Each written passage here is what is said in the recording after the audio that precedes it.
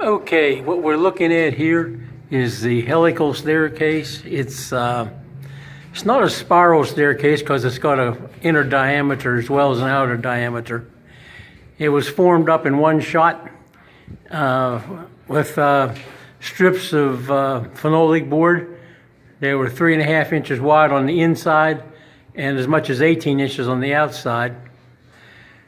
The bottom has got some steps offset in it, just for a little bit of interest, and because it was a whole lot easier to form for some reason. I don't remember what it was.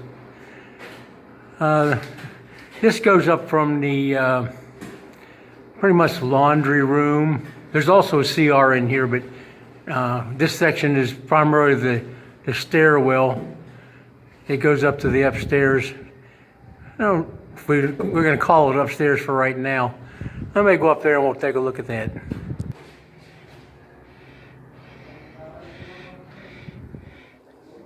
This is Boyette. He's our foreman on the job and lives on the property.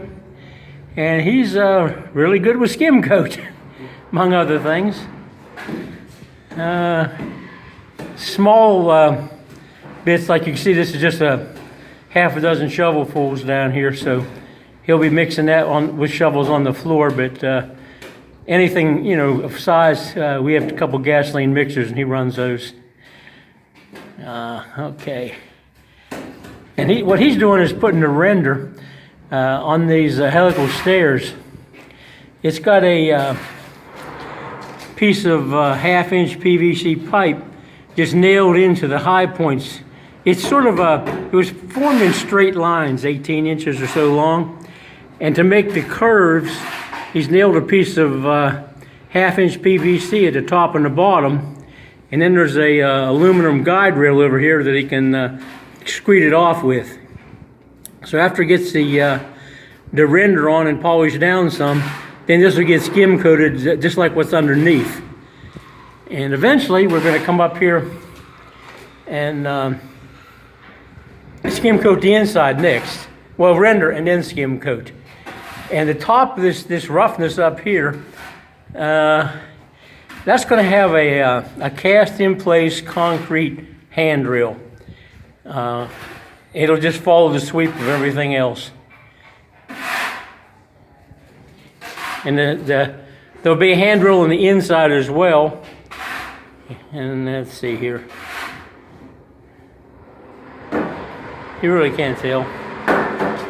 It's extremely steep. It's not straight up and down, but it follows this 24-inch inner circle. The stair treads, they're about 42 inches wide, and they have to. This is a whole lot of rebar in here, but there's a notch cut under the treads like a toe kick, and that gets finished also with render and LED light strips under the treads so you can see where you're going at night. And we're not going to do anything on that while we're still tracking cement dust and everything up and down, because it would scratch the tile and the tile was slippery.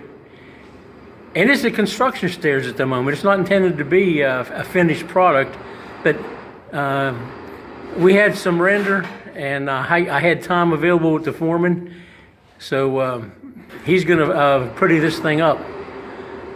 Actually, we had another guy do the forming. So he's sort of come into it in the middle, but he makes it beautiful. He's also done a lot of the ceilings, as one of his brothers who's doing the same thing.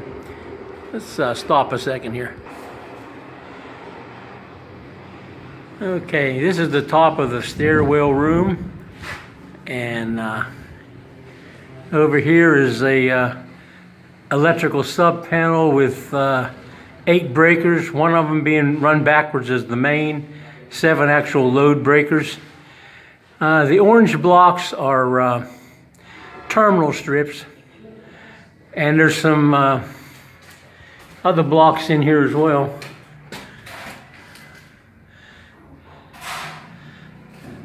Now down here at the bottom, there's a white block, and all the lights that are in groups come into that because you have to have several wires to put together, and they won't fit into the terminal strip. Numbers on the wires. The white strips under the orange blocks, those are just standoffs to get 1.5 inches or 2 inches of clearance behind the terminal strip so we can put the wires back there. This will eventually be made neat. That's the breakers that's in this particular sub panel. A sub panel feeds the upstairs little cubicle thing of a room and the actual room down below. So with 10 segments, it's a DECAGON house, means 10. There's 10 sub panels up here. And that lets us run a heavy wire. There'll be those number 6 blacks in there. And but we run them here and then distribute it. It's a lot less linear feet of wire, and it lets you have any kind of load size you want to put in any particular place in the house because of the number 6s. And somewhere in here, oh, it's hiding.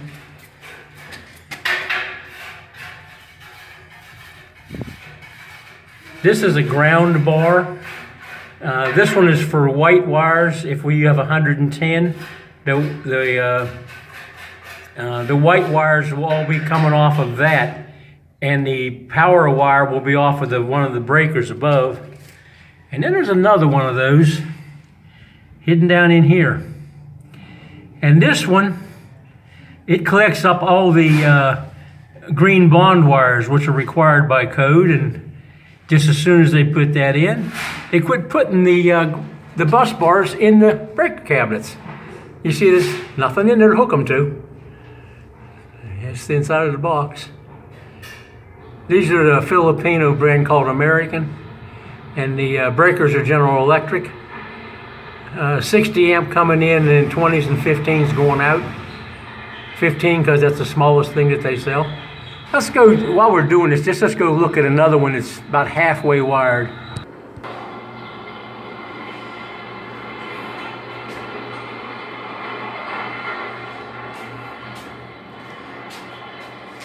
This is some of the 8 burners that go on the main kitchen downstairs that we probably actually not never going to really use it. We're going to have a nice dirty kitchen outside, but just to make it look like the house has a kitchen, I think there's 6 different sizes of these big burners, and then 2 like most stovetops have in the Philippines. This is a window opening. They were cast in place with the wall, and you can't make it out of the top, I don't think. The beam on the top, the columns on the end, I don't know if you can see that one. There's a column there. And a base beam runs under all the walls.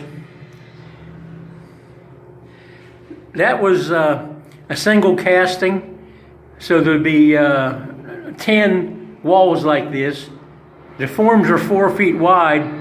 The thickness of the forms is the thickness of the beams, and then there's a sub-form that bolts to the faces of them that makes them thinner for the wall. This sharp cut-up edge here around this window, Boyette, our foreman, he cut that by hand with a angle grinder to get us 1.5 inches even line all the way around it.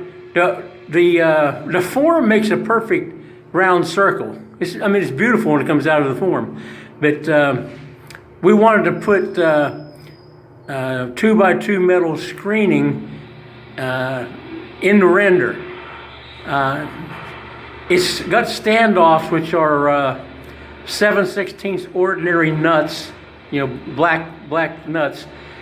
I think it's 14 threads. Anyway, we're not using it for a bolt, it's a spacer.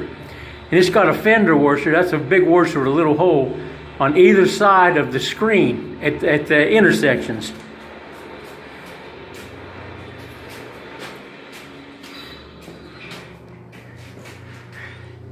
I don't know what they call the gauge of this wire, but it's between 5/32 and 3/16 thick. It's tie wired through the holes in the concrete wall to another screen that was on the outside, but that side has already had the render repaired after we trimmed out the screen. The screen that's remaining on the inside is just for security, and it'll come out, and then we'll render this where he cut with the grinder, and it'll be as smooth as the outside, and our windows goes in that. The walls, they have 3/4 inch PVC pipe. If we can find one that looks like, there's one.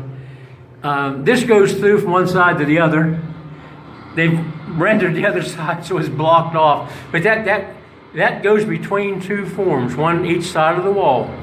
And there's a 1/2 inch threaded rod goes there with the nuts is barely tight, although they tend to tighten them.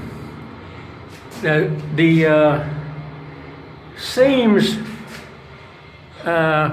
between columns and the walls and stuff, they were reasonably neat, but because of the holes, we elected to render it rather than trying to fill the holes. I could put render in the holes, but it tends to work itself out like a dowel pin. It'll be sticking out 1/4 inch out of the wall in about a week. And I'm not sure what to do other than put a piece of tie wire in there to tie the both sides together. But just bend it double and shove it in the hole. But I decided not to do that. We decided we just go ahead and render it. Because we have places like where these two panels come together.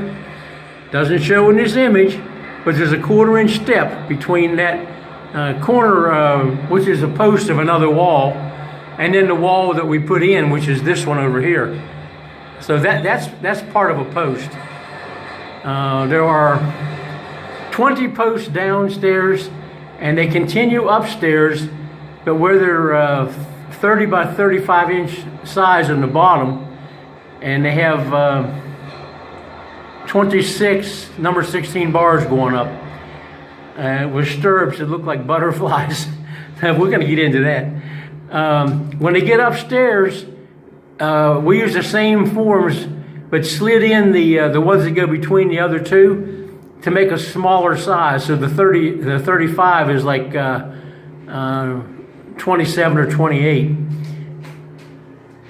This over here is a post. It's got the electrical boxes are set into the post. This post doesn't hold anything, anything up except the ceiling up here, and this ceiling has been skim coated. This was done by Nanny, that's Boy's brother. We kept him on for the summer, and we had him skim coat all the really ugly stuff. I mean, hard to do, overhead, and he did a lot of skim coat. He's skim coating today. It's I don't know how many square meters this house is, but it's a substantial house. We don't call these things up here rooms. I guess it's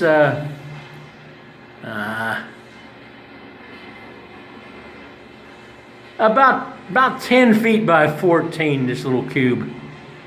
It's a place to put the electric panels. See, some of them are this size and other ones are a lot smaller.